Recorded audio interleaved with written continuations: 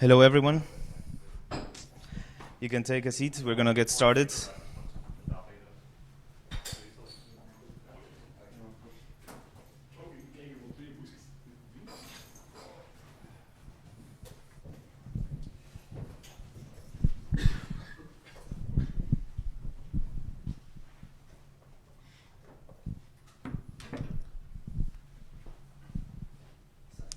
Thank you all for coming. It's always really nice to see so many people excited about PHP. I just want to thank Phpro, Ton and Ken, and everyone else from Phpro who's here for helping us organize this. Just wanted to mention as well that as you see, we have a camera here. We're streaming live. You can also subscribe to this channel. So just go to the link and subscribe if you want to ever be notified whenever we go live if you are not able to attend. It might be useful. You can also tell other people who work with you to do that as well. So without further ado, Ken is going to introduce us to Phpro. Thank you. Who of you know Phpro already? Okay, that's just a few people, so I'm not going to bore you too much. Sorry for those people. Phpro is a company in Belgium. We're based here in Hasselt, but we also have offices in Contig, which is our main office, and we're also going to Aalst. So we're expanding a lot, looking for people. If anyone is interested, just talk to me after the session. Our focus is on PHP development, of course. We're doing enterprise projects, mainly focusing on Drupal, Magento, Symfony, and Zend framework. We have customers like Pizza Hut, Riverwood, so really the big enterprise customers, trying to help them with doing professional PHP development. Actually, that's all I want to tell about Phpro. If you want to learn more about me or Phpro or the people from Phpro, just talk to me after the sessions. I will be here. I'm available for you. I want to thank Ton, who is the person from Phpro who organized this session along with Gabriel. Thanks as well. He is also the guy behind Grump PHP. Who knows Grump PHP? That's too few people. Look at the t-shirts, talk to Ton. It's a very interesting tool. And he is also going to give a little talk after this session because we organized a little Hack Me website, which you can hack, and we're going to give away some presents for the people who can hack our websites. The people who are present here today have the benefit of at least one person will get a prize, and the rest of the world will get the other prize. But the rest of the world is, of course, bigger than the persons here in the room, so you have a big chance of winning 500 gigabyte SSD disk, if I don't... yes, okay, that will be it. But Ton will tell you a lot more about that behind the sessions. Okay, then I think we can kick off. Yeah. So for the talk today, we're going to have Martin de Keijzer. You probably have seen him in PHP Benelux. He's one of the board members. So I'm very happy to present you because you're one of the people who made PHP Benelux possible. Who went to the conference? One of my all-time favorite conferences. So thanks for coming, and I'll let you introduce yourself better. Thanks for having me here. See, microphone's on. So, a short introduction. My name is Martin de Keijzer. I'm a web developer working at Spinnin Records. I'm also a PHP Benelux board member, organizing the conference since the second year it existed. If you want to find me on Twitter, you can find me with the name Martin1982. My website is still under construction. Like most people, I don't have time to update it or work on it because we have a lot of other cool stuff to do. First, a little thing about the company I work for. Who hasn't heard of Spinnin Records here? Few of you. So, well, I have a short video which just sums it up, what we do to the outside world.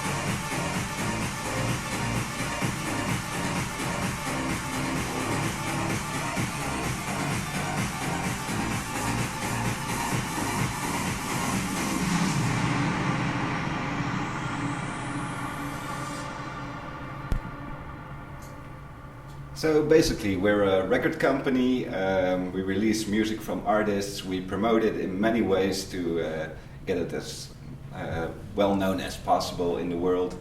And well, in the end, they get their performances and bookings, and that's the way they earn their money from it.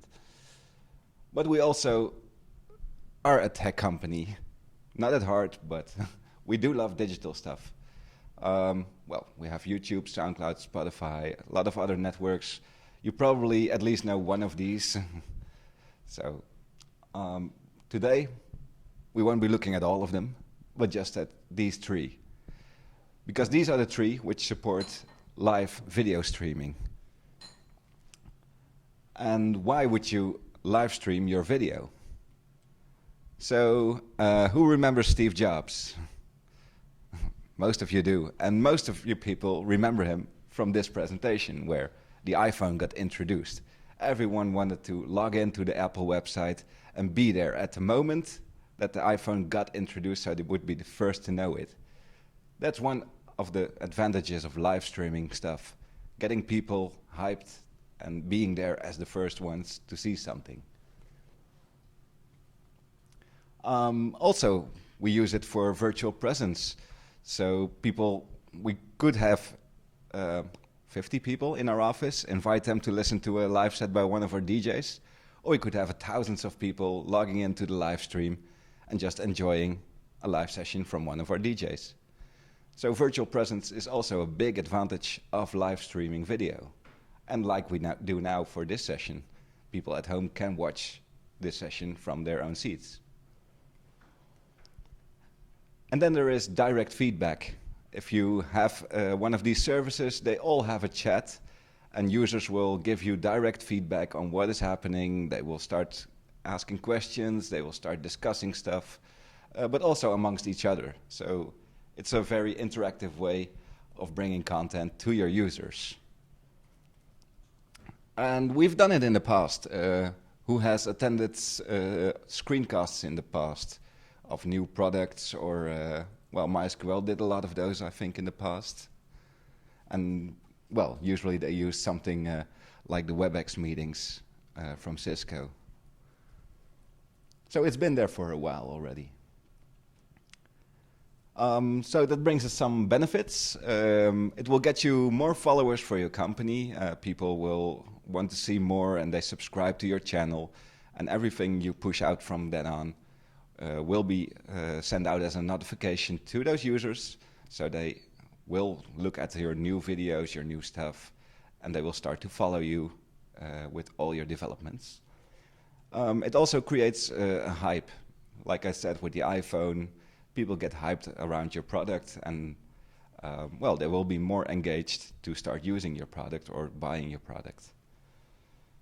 So product presentations is also something which can be very important. If you have a product and you need new marketing ways, you can also start using live streams to explain how your product works, or how your product should be used, or things like that. All kinds of marketing stuff that you can think around bringing your message across.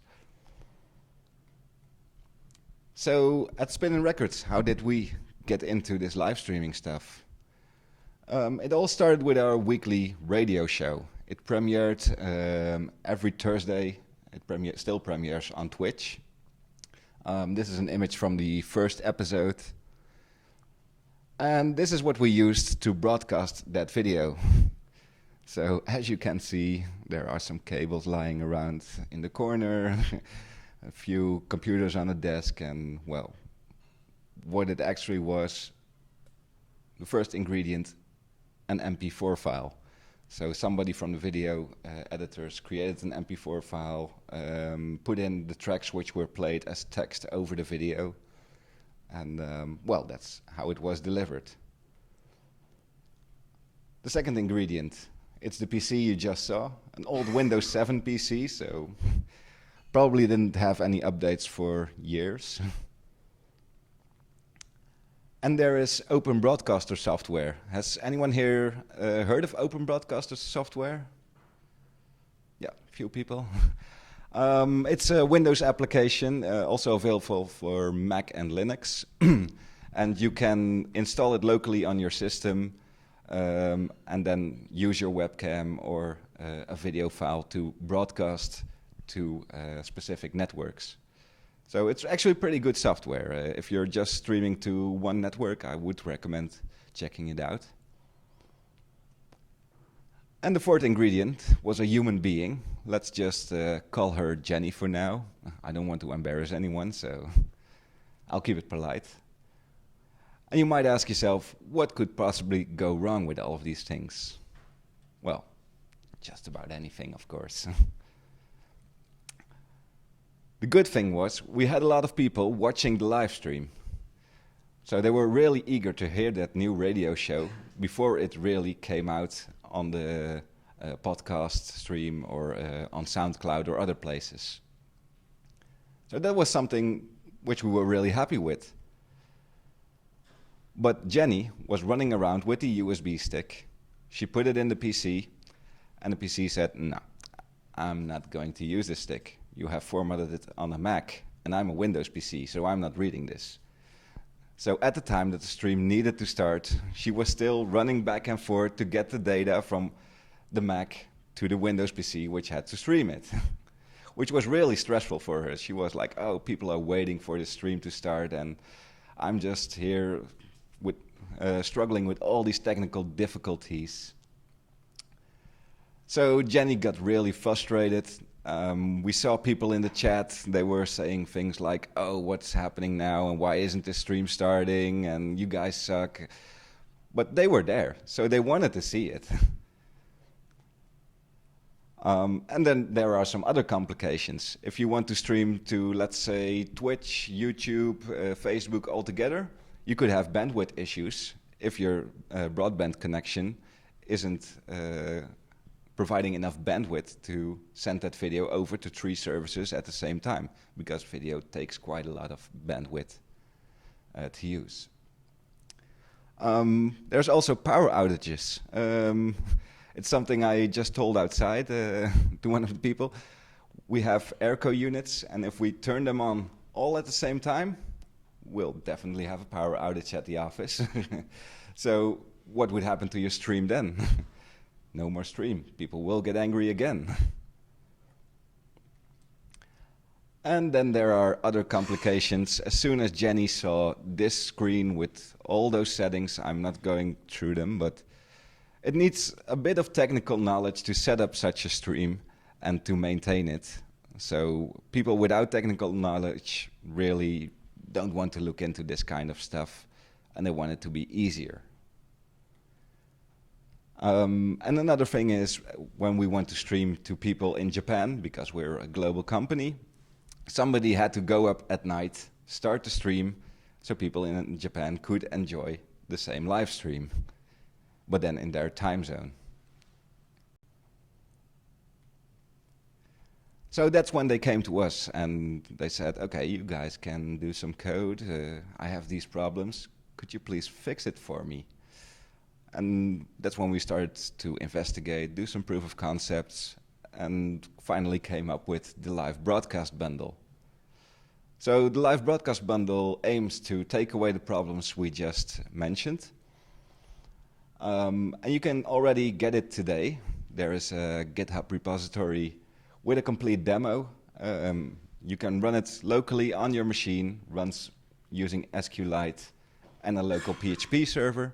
So all you need is a PHP installation and composer to get started with this project. Well, the project is built on Symfony. It's compatible with at least Linux and OS X. There is already a compatibility layer for Windows 10. It needs a little bit more testing, that's why it's also still in alpha stages. But we aim to support Windows 10 as well, for all the Windows users. And if you're already using Symfony, you can also just use the bundle, which is available through Packagist. You just require the Martin 9082 live broadcast bundle package. This package is updated fairly often. As soon as we're working on it for half a day and we have fixed something, we just tag a new release and put it out there so people get the latest functionality, the latest fixes, as soon as we can provide them. So updates are always small. We don't have change logs, which are pages long with new features and a big list of fixes. It's just 1 or 2 fixes per release or a new feature, which we send out with each release. So how does the bundle look on the inside? Well, let's first start with a high-level overview. Of course, there is an input. At the moment, we are supporting file inputs, URL inputs. RTMP is still something we have on the roadmap. We'll get into that further in a few. There's processing, and so the input gets processed by the bundle, and underneath it uses the database, FFmpeg for video encoding, and the operating system process IDs. We'll get into that as well, how it is using those. And we have various outputs, and you could think, oh, but I see Twitch twice here. But like Spinnin Records, we have a channel for Spinnin Records, but we also have a sub-label called Spinnin Deep, only for Deep House. So we could use the same stream and send it out to both those channels, so the followers of each channel get notified that something is live on our channel, and they could both turn into their preferred channel, while the content is still applicable to both of them.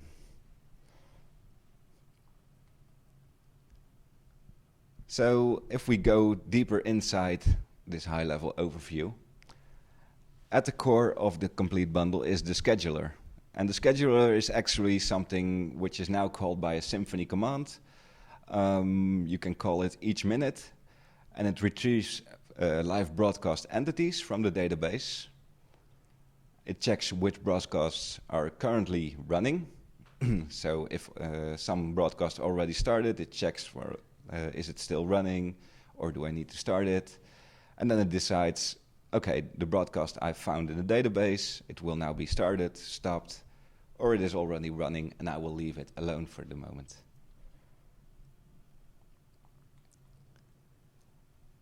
It comes with some services. Who here is unfamiliar with Symfony?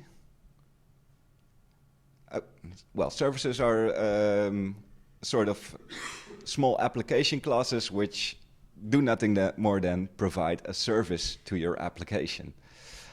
So the services we have convert the input and the channel entities, so the file URL and the channel you want to stream to, and it creates input and output parameters for the FFmpeg on the command line.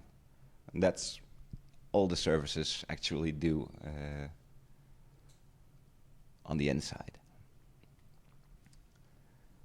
So those entities, how do they look? Well, we have the input entities, file URL, RTMP, like we said in the previous slides.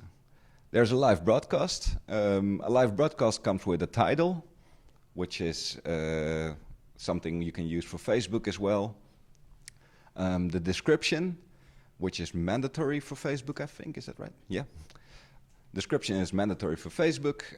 The start and the end time, so you can start a stream, and if you have a video which lasts for only 5 minutes and you planned it for 1 hour, you can just put it on repeat, so it will keep streaming the same video over and over again. Or you could just say stop the stream when the end time is reached. So if you have a video of 1 hour, 10 minutes, you planned it for just an hour, it will abort the video after an hour and stop the broadcast. Then there are the channels. Well, they are pretty straightforward, the social networks we are providing at the moment. So the inputs, the file input is a local file location, so that has to be a location on your local server. Something which can be physically reached by the FFmpeg that runs the encoding and streaming process. There's the URL input. You can use any URL to a video there. FFmpeg will get it from another server and use it for the live stream. Currently, we are using the Amazon S3 URLs to start our pre-recorded videos as a live stream. And the URL is really working well for that. And we are already investigating, there's a GitHub issue for this, to use RTMP. So you could link open broadcasting software to the RTMP protocol of the bundle, but then you can utilize the bandwidth of your server to send it to multiple live streaming networks, so you don't need the bandwidth at the location you're at. Like when we're at a festival and we want to do an interview with one of our artists, we usually just have a 3G connection. So you could send out one stream, but you could never send it out to 3 different networks at the same time because the 3G connection just wouldn't hold that. But you could also create your own types of inputs. I don't know if anyone, if you people in the back can see it. Yeah? Okay, that's good. So the input uses an interface. Oh, need to go back. And the interface just has one thing prescribed, which is generate input CMD. And this is the input parameters which you use for the FFmpeg command line command.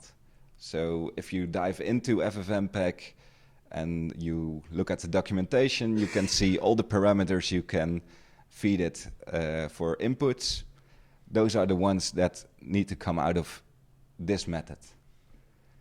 There's also a base input class to make it a little bit easier. It sets up a table for your database, which can be looked up by the scheduler. And by using this input ID, it will retrieve your broadcast for sending it out as an input. So like I said, the processing, it uses the database. It's now built on Doctrine ORM. That's why we're also using the annotations here. It's using FFmpeg as a command line tool at the core. There's also a PHP FFmpeg. We still need to look into that if it's usable for this project as well. But we started out just with the core command line tool because it gave us complete freedom of what we wanted to use. And then there's the operating system. The operating system is very important because it keeps track of all the processes that it's running. And the scheduler checks if a broadcast to a certain channel is running for a certain environment you're running on. So you could have your acceptance environment, your production environment on the same machine. The scheduler will check if it's broadcasting from one of those environments, so IDs won't collide when they have the same number. Then there are the outputs. If you start using the live broadcast bundle, I would recommend starting out with Twitch. Why? Because Twitch is extremely easy to set up. You go to their website, twitch.tv, you register for an account, and after that all you need to do is go to your dashboard and get a stream key. And when you set up your channel in the bundle, you just fill out that stream key and you're ready to go. It's very easy to start with and extremely fun to quickly set up a live stream. Also, if you just want to test how live streaming works, this is the fastest way to do your first stream. Then there is Facebook. A special thanks to Paul, he's also in the audience. He did a lot of work on the Facebook channel. But Facebook is a little bit tougher. Facebook requires you to set up a Facebook application. It needs a few rights, well, quite a few actually. And you have to create a little video of how you are going to use these rights to get your app reviewed by Facebook. We did the review 2 weeks ago, I think. It took about 5 days. They haven't streamed anything, but from the videos they got, they were satisfied and accepted the app. So we do know that the applications will get accepted, even though they're all doing the same thing with this bundle. Then there is YouTube, which is something which is still on our roadmap. We already looked into it, how we need to support YouTube, and it also uses one of the Google applications to access the YouTube APIs. So it will be something in the lines of Facebook. I don't think they require a review of your application, so it should be a little bit easier than Facebook to set up. But well, we'll document it as soon as it is implemented in the code as well. And then there are, of course, multiple other channels. More and more networks are adding live streaming to their services. So you could create your own channel.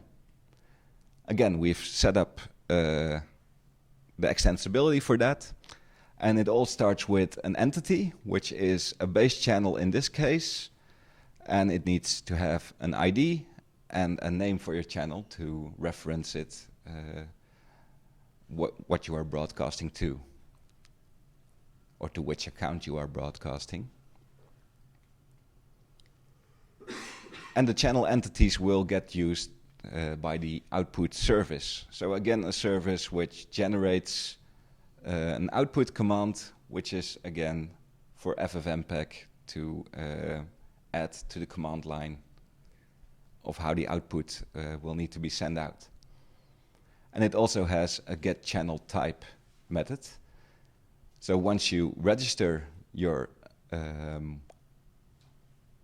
service, the Facebook service in this case, you give the class that you created for that channel, and it works with tags.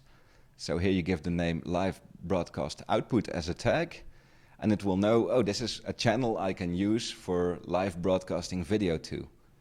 So that makes it really easy to create new channels in your own bundles, and the live broadcast bundle will pick it up and say, oh, this is a new channel, I can use that to broadcast to.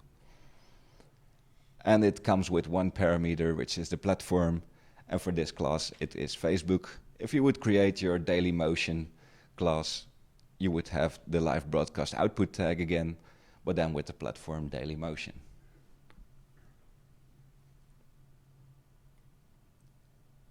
And as a bonus, we also added an administration interface. If you're already using Sonata, you get this for free. Spinnin uses Sonata, so we thought we might add it in at the same time, just to make it even easier for people to start using the live broadcasting bundle. It's also included in the demo project, so if you're test driving the demo project, you will also get to see the Sonata implementation of the bundle. So what do we have for the road ahead? Well, we want more inputs. Of course, I already put it down as a grayed out item, the RTMP inputs. We have some discussions going on GitHub on how we can achieve this. We haven't found a PHP implementation of RTMP. We did see things like Nginx extensions or servers by Adobe, but you have to additionally run those to get RTMP running to get video from a webcam directly on your server, which isn't ideal. We rather have one installation without too many extra setup steps to get you going with these live streams. So we're still looking into how we can easily get that in. Oh yeah, there's also the idea to combine different graphic layers. If you will look back at this stream, you will see the PHP Limburg logo above the stream. So that's another layer on top of the video you're already broadcasting. We're looking into how we can put that in the bundle to create a multi-layer video. Well, more channels, like we said, YouTube streaming, it's something we want to have in before we do the 1.0 release. All we have now is alpha releases. And of course, more code quality. We already are using Travis CI. We want to have more tests. We want to make the documentation a little bit easier to read as it is growing and growing. So that's something which we really want to improve upon.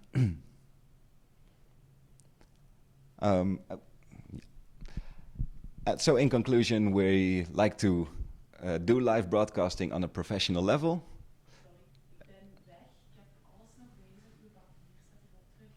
En de broodjes zijn er nog. Dus moest er vragen zijn, beneden aan het onthaal zit Lunes, die security, moest er nog iets zijn. Goed? Ja. Oké, sorry, niet storen. Okay. So, in conclusion, live broadcasting on a professional level is hard, like we saw in the beginning of this talk. There are a lot of problems to overcome. You could make it easier to yourself by trying out the bundle and see if it overcomes your problems with live streaming. Like we see it, broadcasting consists of input, processing, output. That's actually the core of the whole bundle to get the live broadcasts going. Twitch, Facebook already implemented. YouTube will be there very soon, I think in a time frame of 2 to 4 weeks. Well, and Spinnin Records invested quite some time to set up this bundle.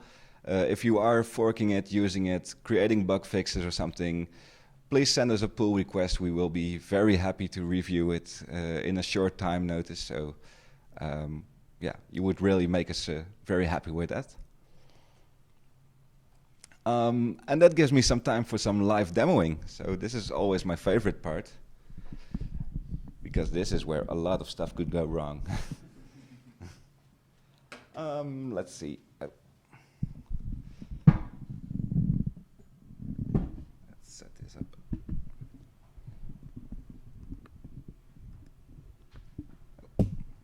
Is microphone close enough for people who are?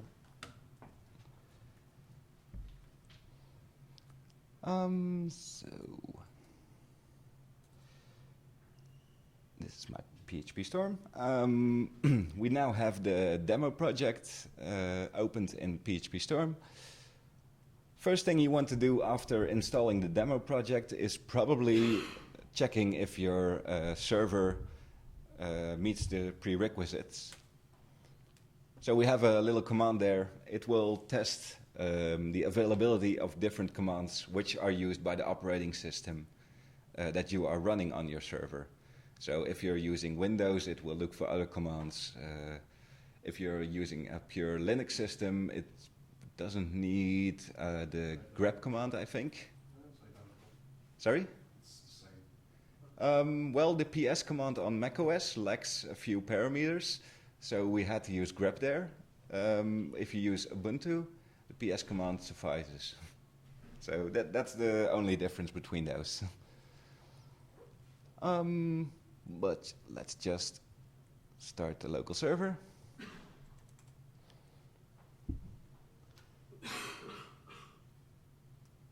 So screen resolution probably isn't really helping here. So this is what you get to see if you go to your local host of the demo project.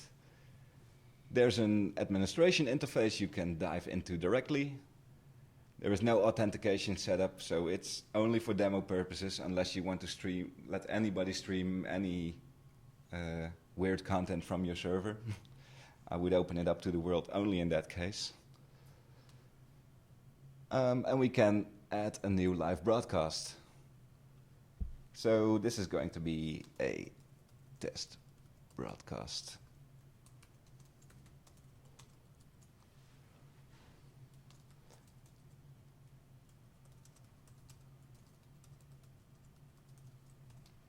We give it a little description.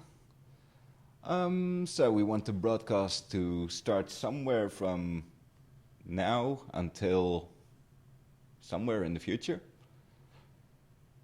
Yeah, we want it to stop after the hour has passed. And then we can say, okay, you know your processing information now. So let's see what's going to be our input. These are the inputs we saw during the presentation, the file input, the URL input. So I have a file saved locally.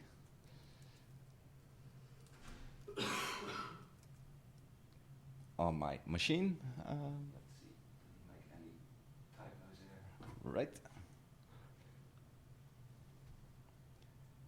So now it has a video which it can use as an input to start streaming. And I already set up a few channels, just like the inputs. So now that makes it very easy. And you could create another Twitch channel, another Facebook channel. Facebook channels are actually kind of nice to see. So you need to log in with your Facebook account, which I already did on this installation. And it will retrieve from Facebook all the types of Facebook entities which you could start a live stream to. And you just select one of these. So if I would want to live stream to PHP Benelux, it would create a channel in the administration interface to start a live stream to the PHP Benelux page. I could create it. I'm not going to stream to that now. Let's just take the easiest one, which is Twitch, and then create this live stream. So let's get back to the list. Well, I've been doing some testing before the session started, and you can see that we have a live broadcast planned now. But like I said before, the scheduler is based on a cron job, so I'll just close the administration interface for now. It has the local SQLite database, but the scheduler will need to run like, well, we usually recommend every minute or so to check if a broadcast needs to be started. People do have the patience to wait for another minute if you don't start exactly at the time you've promised. So now we've run the broadcast command, which started the scheduler. And if we look at our running processes, we can see that an ffmpeg command with the input and output parameters for the channel and the input is running. So let's see if the internet here allows us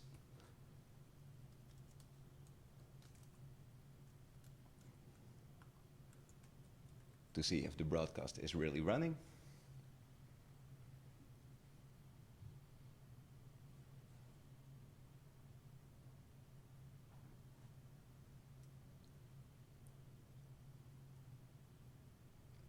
Oh, it's already saying we're live.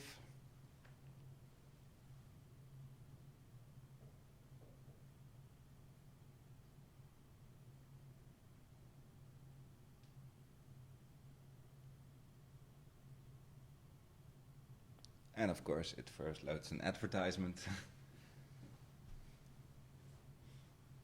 Not something I'm advertising. Yeah, guys. It's been fun.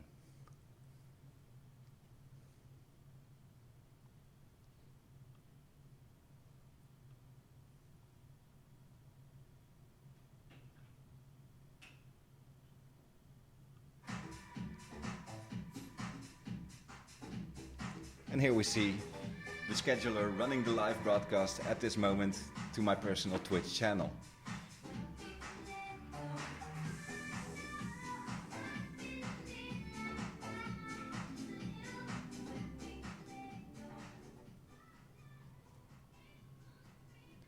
So that's actually all there is to it once you have the bundle installed inside your Symfony application. Or if you want to fork the demo bundle, it's fine as well. Think about security because it's not incorporated in the demo bundle. And that about concludes the demo.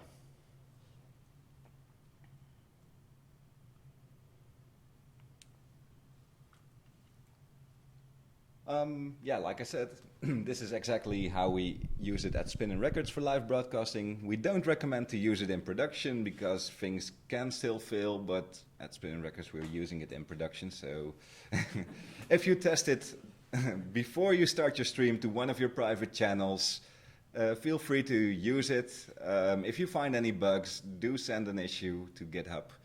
We would appreciate that very much. And that concludes the talk. So, are there any questions?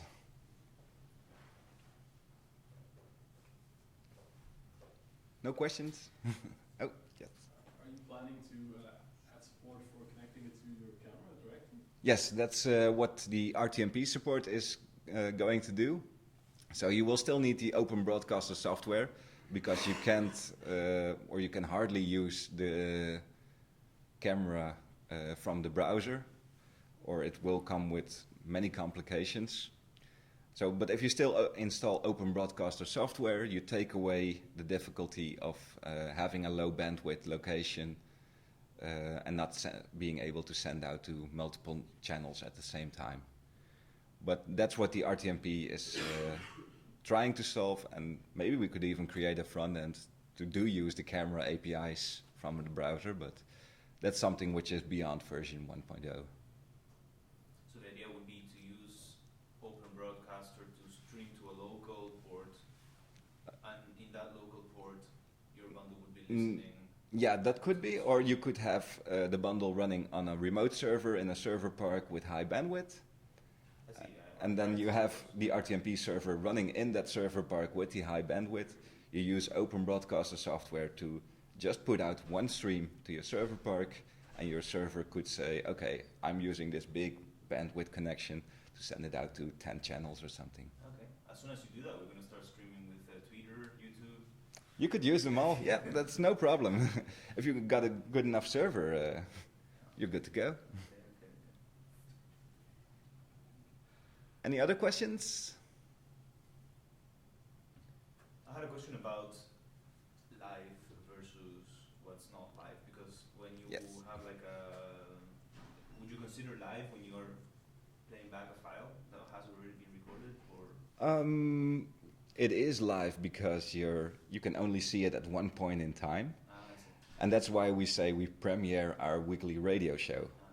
But of course it has to be created first, so Right. Eventually it's just a file.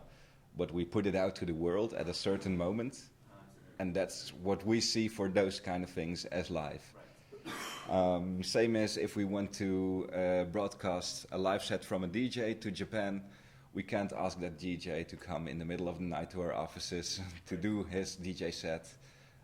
He would just have to pre-record it then, and then we send it out as being there in the moment as a live stream. So, no more questions? No? All right. Okay, thank you all. Thank you very much.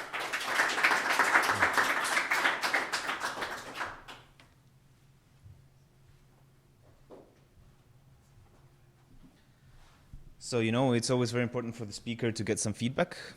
I don't have any slides prepared where you can get the talk ID, but maybe we can write it big up here in the board afterwards, the joined in talk.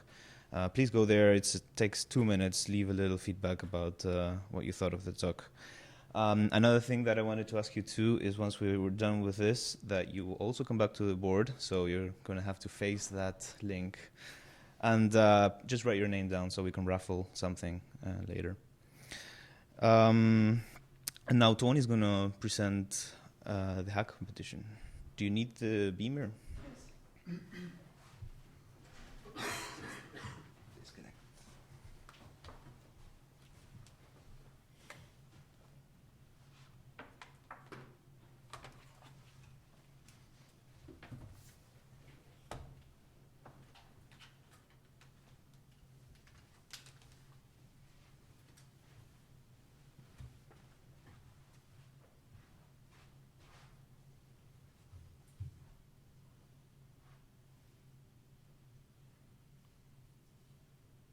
It's not doing much.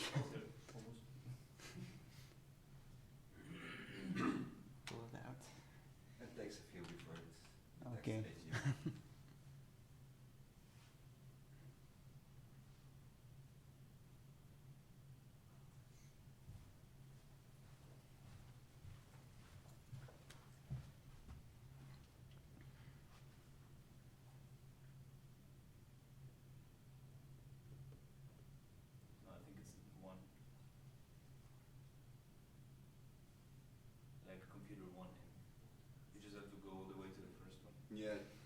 switches. Oh, Yeah. it goes by itself. Yeah. All right. But it's not detecting it. Can we show No. a live broadcast? Let's try Oh, it it does detect on the screen. on my screen. Yeah, your screen flickers, so it does see. Mm-hmm.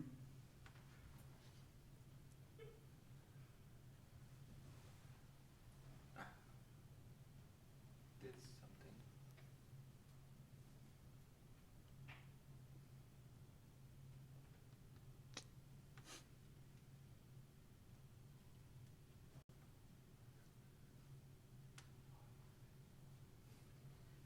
I think maybe it doesn't support that resolution. Probably.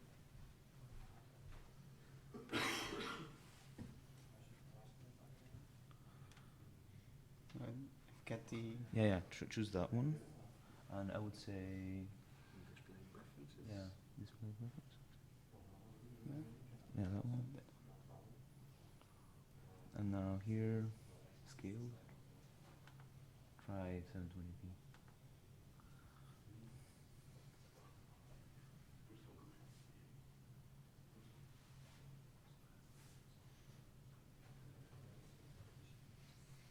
It wants it. Yes.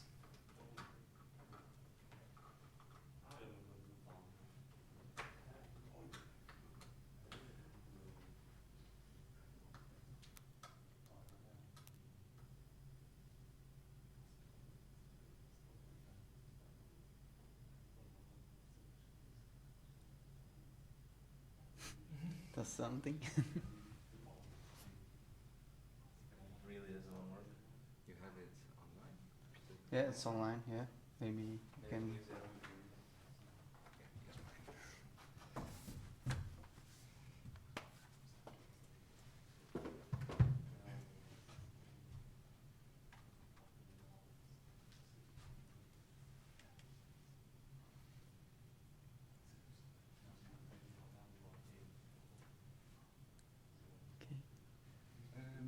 Mirror it. Probably easy.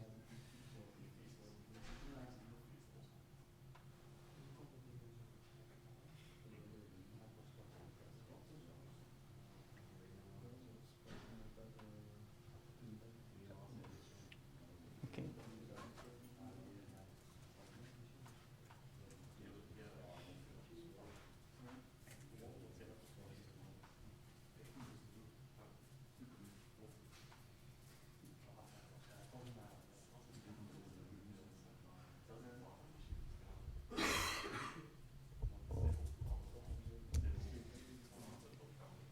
Sure. So we've created a little hack competition to raffle one of these solid-state disks, external disks. So the goal of the competition is to hack the image on the website. We've hidden some hints inside the code that you can follow and try to complete the hack competition. So in the end, you'll picture or the logo of your company or whatever will show up on the screen.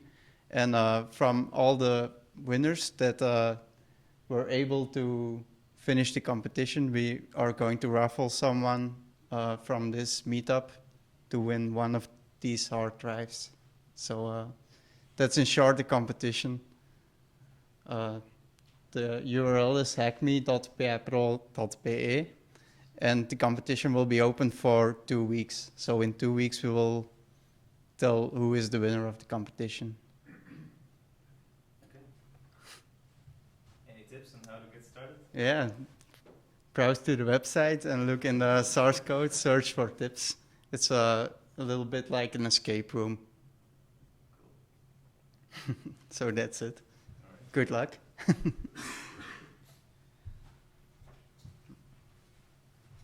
So, before we close, just a quick word on what's happening next. For August, we have speakers. The idea is to have 2 people speak on slightly shorter talks, so maybe 45 minutes each or so, with a break in the middle.